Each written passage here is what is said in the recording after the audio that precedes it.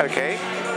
Well, as I mentioned earlier, my name is Roger, and I'll be 70 next birthday, so I was born in 1945. And by the time I was 10, I found I was having feelings for boys as much as for girls. But that was a time when education was not co-ed.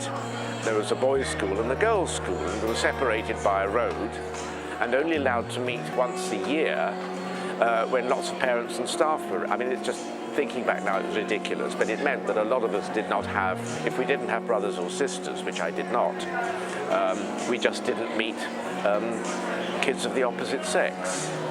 So in a way, it's not entirely surprising, but in the early 1950s, when all this was going on,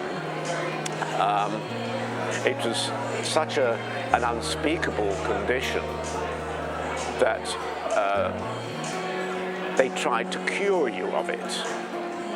And that meant things like electric shock therapy, aversion therapy, and of course it didn't work. If anything, it made matters a great deal worse. Comparing the way things are today with the way things were half a century ago, we have come an enormously long way. I mean, at that time, there's no way we could be doing this interview where we're doing it today, where members of the public are passing by. It would be very secretive. So that's a huge advantage. That said, we still read of homophobic crimes. I've been the victim of one, and I don't suppose I look terribly gay by comparison with some. I've been beaten up on a bus, reported to the police as an undesirable, this is only last year, in a park. And we still read of hate crimes, which are unfortunately on the rise against all sorts of minorities. Something that happens when there's an economic squeeze everywhere. But it means that we still have a little way to go.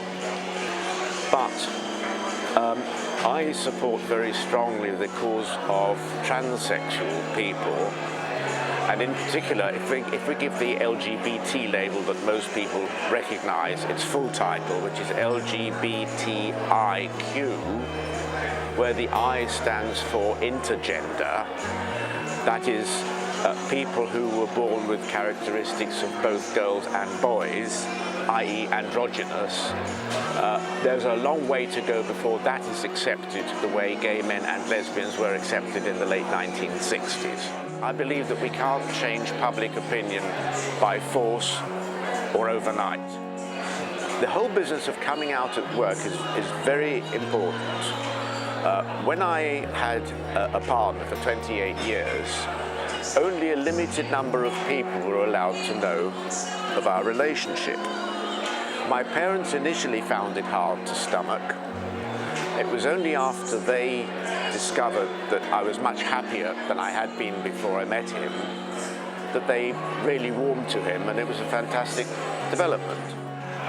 I really think it's a major help when parents can accept what used to be called deviancy in their children and welcome it, as long as it's harmless, because then the young person feels the support and comfort at home and doesn't feel the need to run away.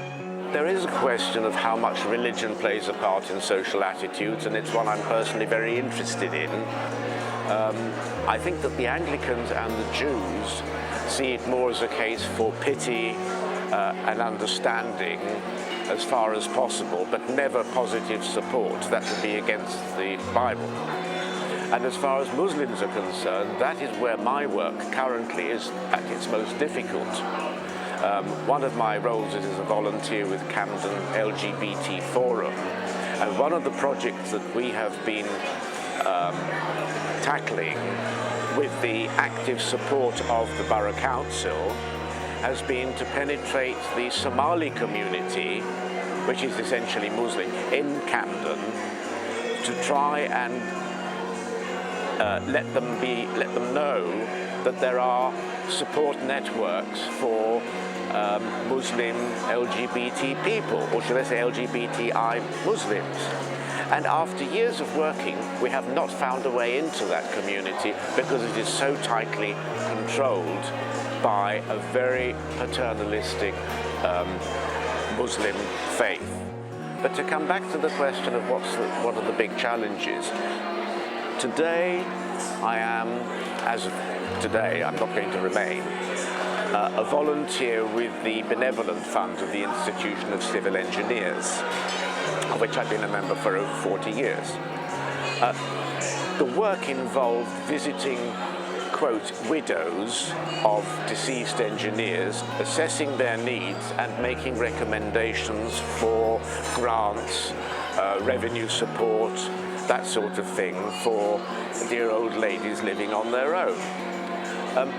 The last couple of AGMs of the Society, I have suggested that perhaps calling them widows was a bit out of date, and using the term next of kin, perhaps we could now say partners and acknowledge that the extant member of a couple might actually be a man where the woman was the engine.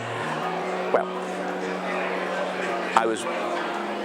they made it very clear to me that they didn't want to hear anything like that.